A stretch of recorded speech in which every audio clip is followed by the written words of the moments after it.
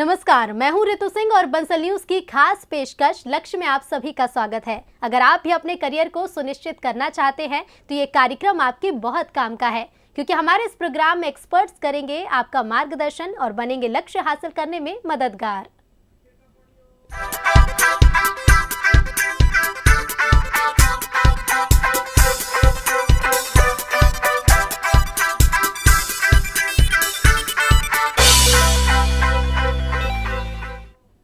तो हमारे खास कार्यक्रम लक्ष्य में हम आपको उन लोगों से रूबरू कराते हैं जो शिक्षा के लिए बेहतर काम कर रहे हैं, छात्रों के मन में करियर को लेकर उठने वाले सवालों का जवाब देते हैं और कैसे शिक्षा का स्तर बढ़े इसके लिए कोशिश कर रहे हैं। लक्ष्य की इस खास पेशकश में हमारे साथ सीहोर से डॉक्टर पूजा शर्मा जो पुष्प बाल विद्या मंदिर सीहोर की प्रिंसिपल हैं और साथ ही मौजूद हैं हर्षिता पटेल जो पुष्प बाल विद्या मंदिर की 10वीं की छात्रा है। आप दोनों का ही लक्ष्य में बहुत स्वागत है।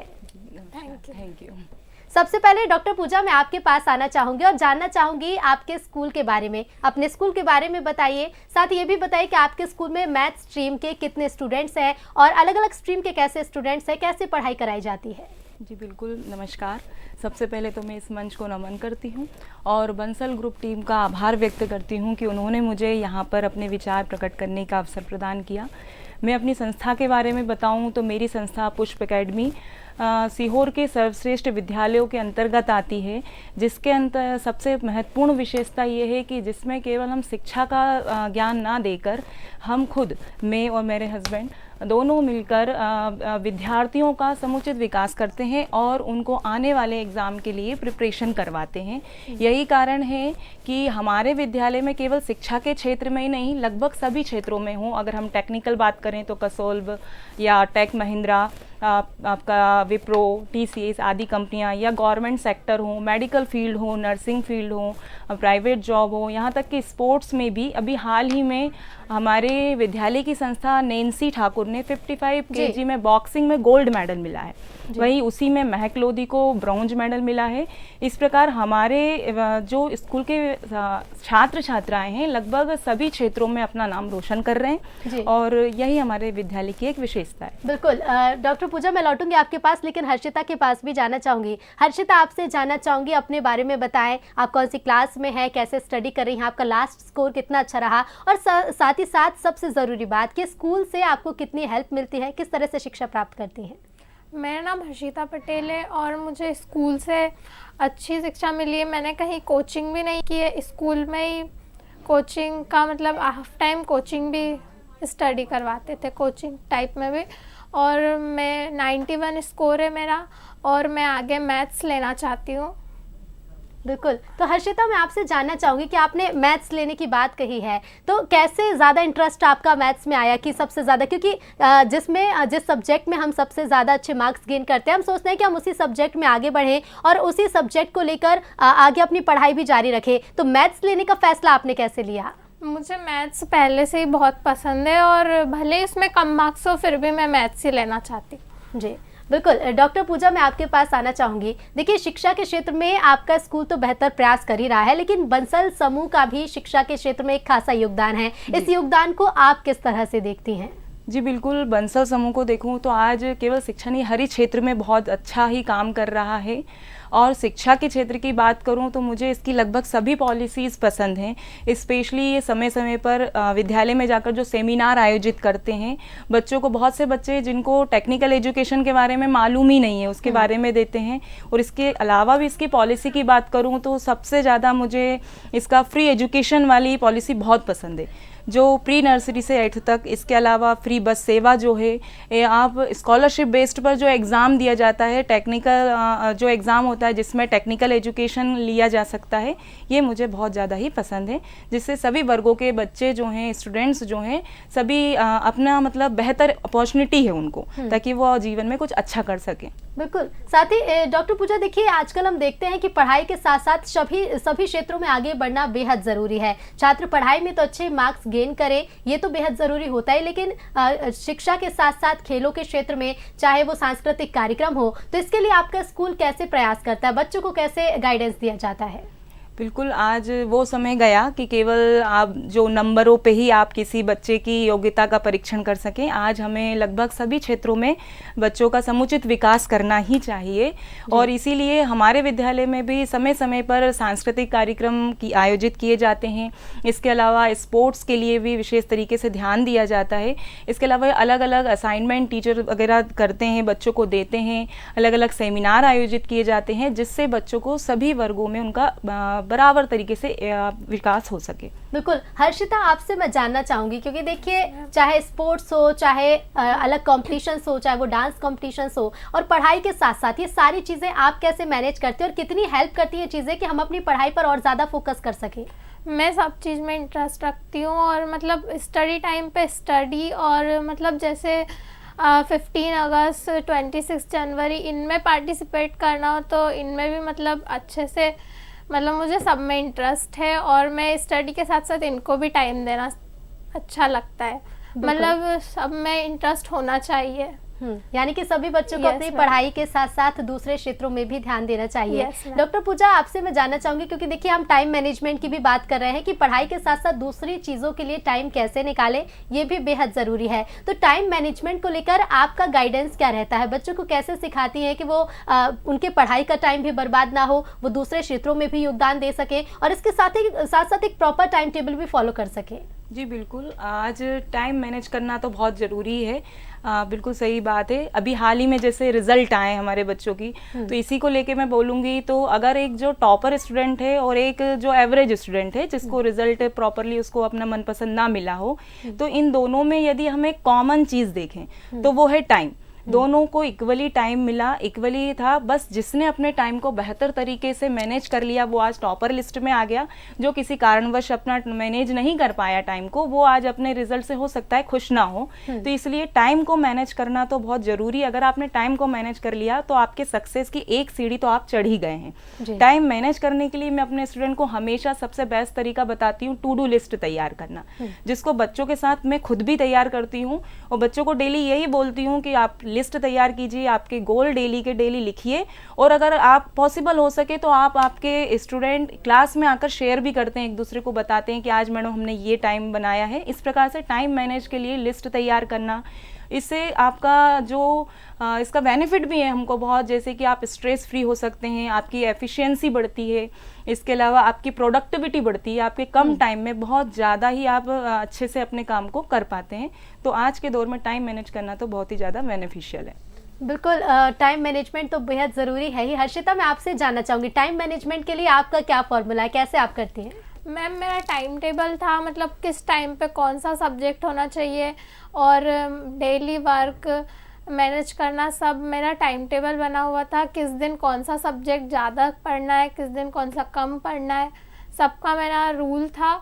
और स्कूल टाइम पे जो पढ़ाया जाता था उसको मैं शाम को आकर रिमाइंड करती थी और फिर सुबह उसको भी उसी को रिमाइंड करती थी ताकि वो ठीक से याद हो सके। बिल्कुल, यानी कि रिवीजन बेहद ज़रूरी है कि हम करते रहें ताकि एग्जाम टाइम में हम जो सब्जेक्ट हमने साल भर से जिन पे मेहनत की है वो ना भूलें। डॉक्टर पूजा, आपसे जानना चाहूँगी, देखिए टाइम मैनेजमेंट की तो हमने बात करी, लेकिन इसके साथ ही साथ कई बच्चे ऐसे होते हैं जो टाइम मैनेजमेंट नहीं कर पाते और उनका स्कोर जितना वो चाहते उतना अच्छा नहीं हो पाता है। ऐसे में बच्चे उदास ना हो, उनका आगे का भविष्य बर्बाद ना हो और आगे कैसे वो मोटिवेशन बरकरार रखे, इसके लिए आप क्या करती, कैसे मोटिवेट करती हैं उन्हें? जी बिल्कुल, ये तो है, बहुत से बच्चे हैं जो अपने रिज़ल्ट से खुश नहीं हैं, बट मैं यही बोलूँगी कि रिज़ल्ट है, रिज़ल्ट कोई एक रिज़ल्ट आपके सक्सेस को नहीं बता सकता है।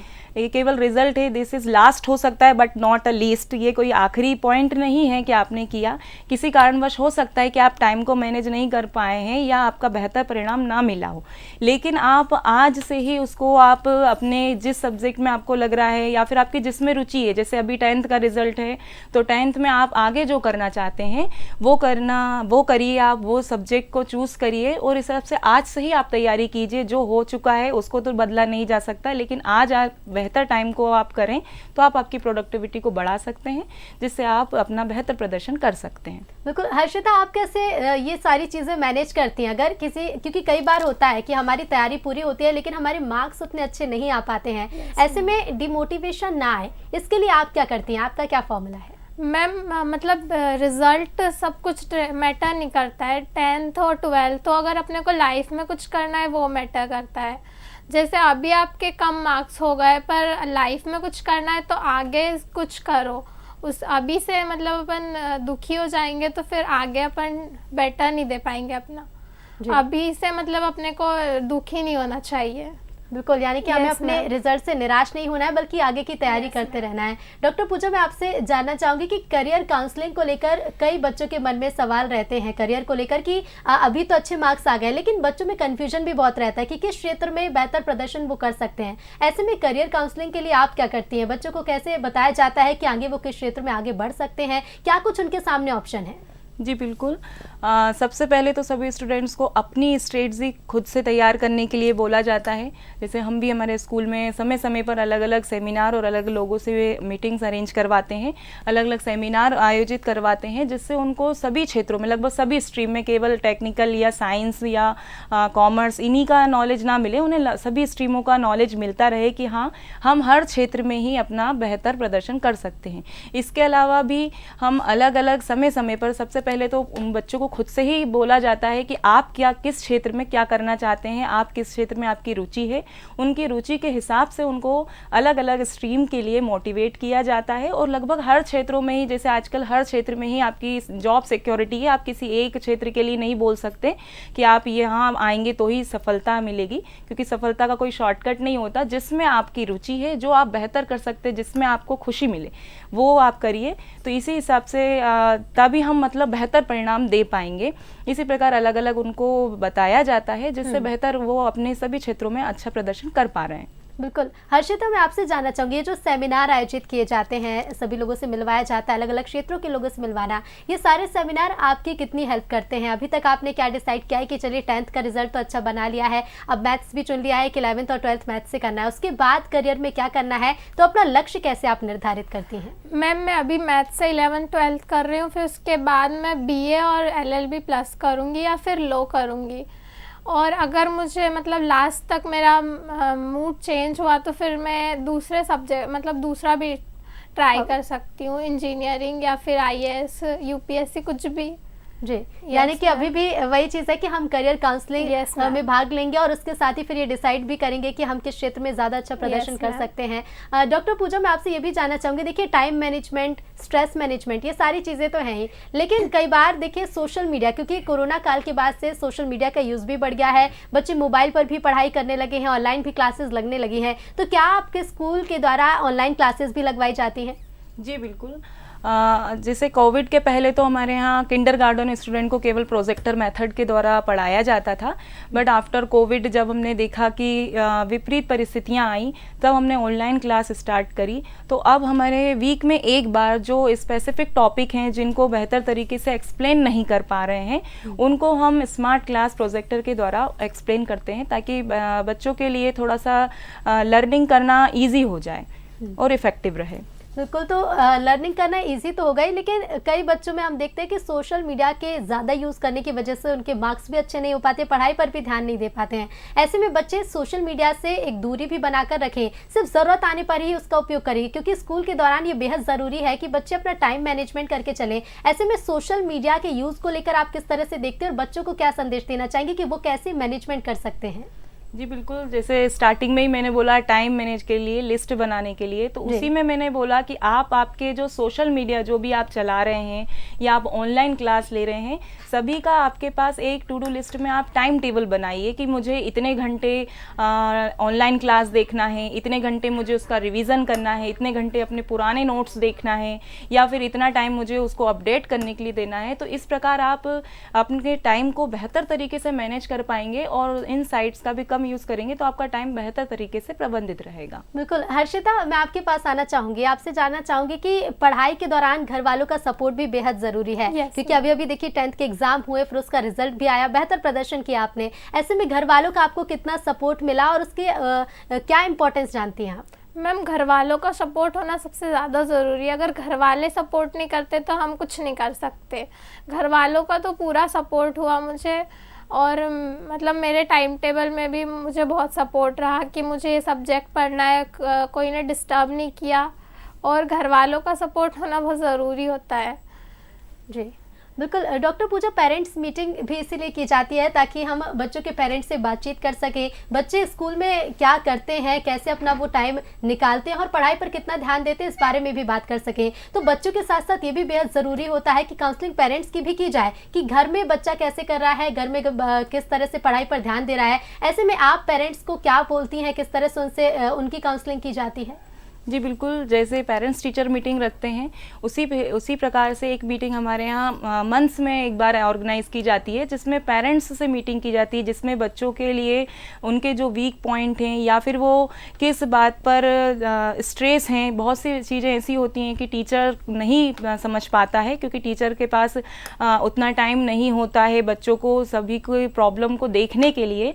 तो पेरेंट्स से भी हम मीटिंग अरेंज करते हैं, जिससे वो प्रॉपरली अपने बच्चे की बताते हैं। और यही रीज़न है कि हम बच्चों को उस हिसाब से, उनके कैपेसिटी के हिसाब से उनके लिए तैयारी करवाते हैं और हमें बेहतर परिणाम मिलते हैं। बिल्कुल, साथ ही डॉक्टर पूजा मैं ये भी जानना चाहूँगी, क्योंकि देखिए टेक्निकल एजुकेशन की इंपॉर्टेंस भी बढ़ती जा रही है, और ऐसे में टेक्निकल एजुकेशन में आप बंसल समूह की किन नीतियों को सबसे ज़्यादा पसंद करती हैं? जी, टेक्निकल एजुकेशन की बात करें तो ये तो एक स्पेसिफिक एजुकेशन ही है, जिसमें केवल बच्चे को पुस्तकीय ज्ञान ना देकर हम उसका जन्मजात और जो उसकी खुद की रुचि है उस हिसाब से उसका एजुकेशन दिया जा सकता है, और इस एजुकेशन का लगभग सभी क्षेत्रों में बहुत बेनिफिट है।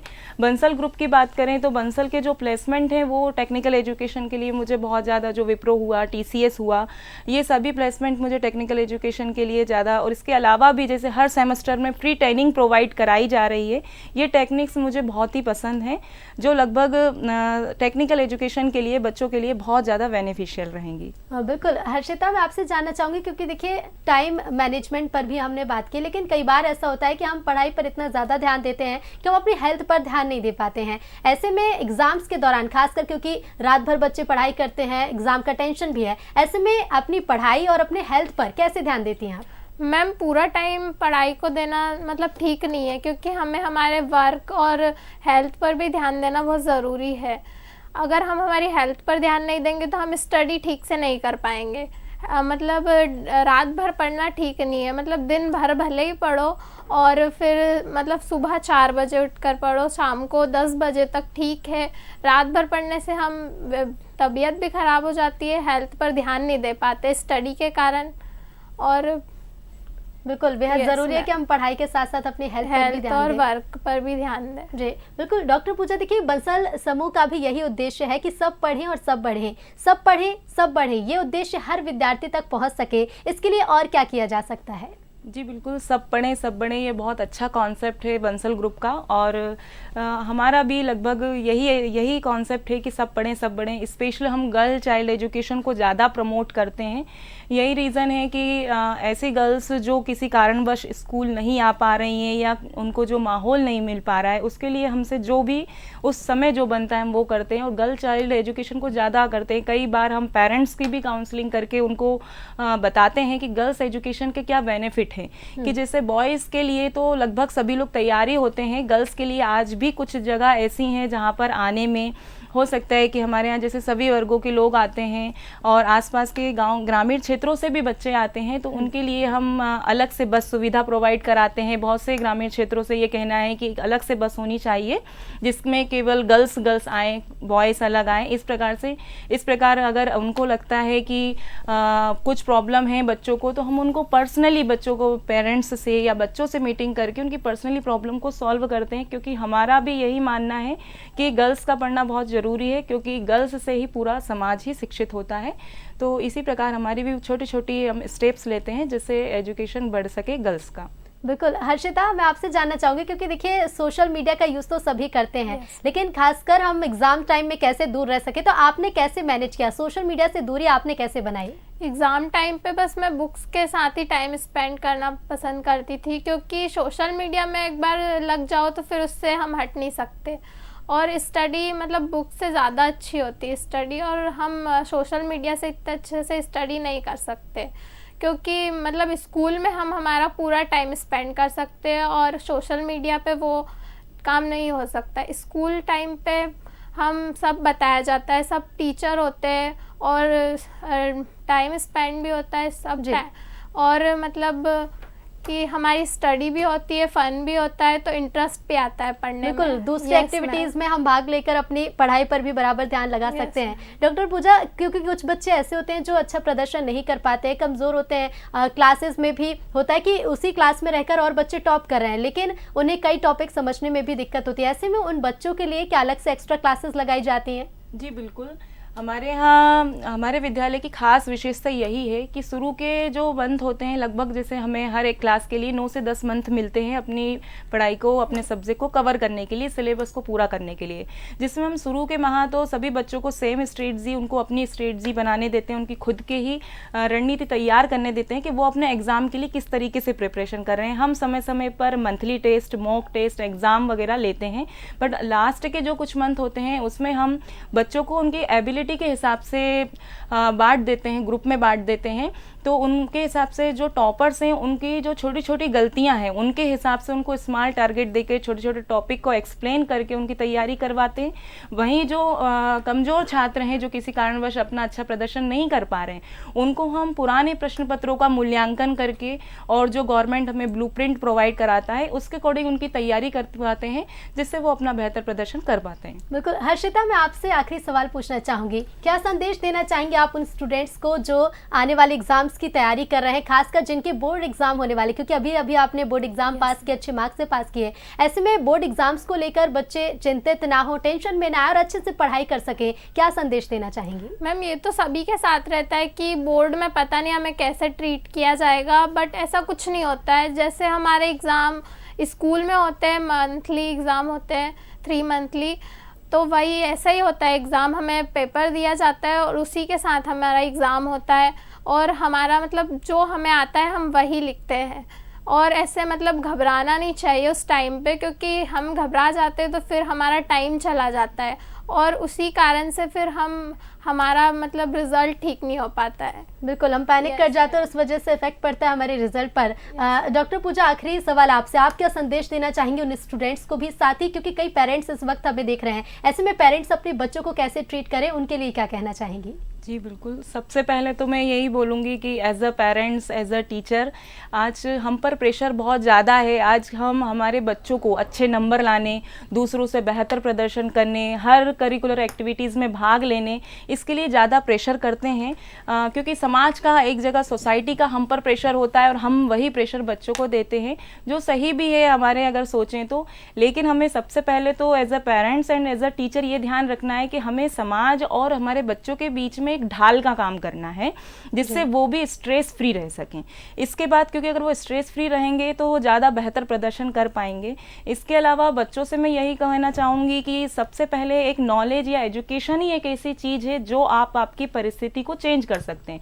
हो सकते हैं बहुत से बच्चे आज इस जगह हैं, ऐसी जगह हैं जो अपनी परिस्थिति से खुश ना हों, तो वो एक एजुकेशन के द्वारा ही अपनी विपरीत परिस्थितियों को बदल सकते हैं। क्योंकि एक, अगर हम ये बोलें कि ये एक तरीके से इन्वेस्टमेंट है जिसमें 100% आपको मुनाफा ही होना है आगे चलकर, तो इस प्रकार आप सबसे पहले अपनी रुचि पहचानिए कि आप क्या करना चाहते हैं, आपका स्किल पहचानिए, उसको डेवलप करिए। नंबरों का ये सब खेल है, इन नंबरों से घबराने की ज़रूरत नहीं है, जो है वो ठीक ही हो गया। लेकिन अब आगे आपको आपकी रुचि पहचानिए, आप क्या करना चाहते हैं और किसमें आपको सेटिस्फाइड होते हैं, क्योंकि जब आप सेटिस्फाइड होंगे तभी आप आपके पेरेंट्स को, एज टीचर को या इस सोसाइटी को एक रिक्वायर्ड रिजल्ट दे पाएंगे। क्योंकि सक्सेस होने का कोई शॉर्टकट नहीं होता, एक मेथड होती है। अब आप पर डिपेंड करता है आप कौन सी मेथड को यूज़ कर रहे हैं।